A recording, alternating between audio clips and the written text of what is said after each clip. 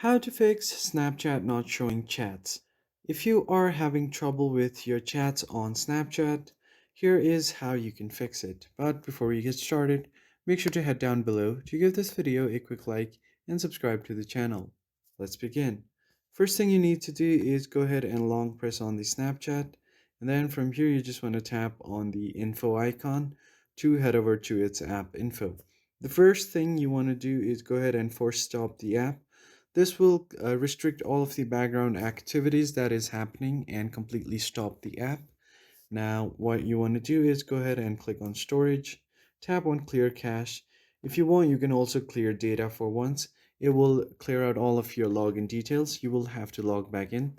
So once you do that, head over to permissions and make sure all of these permissions are allowed.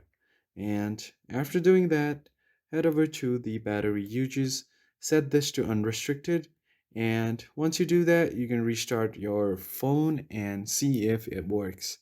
Just log into your Snapchat again and see if your chats are showing now.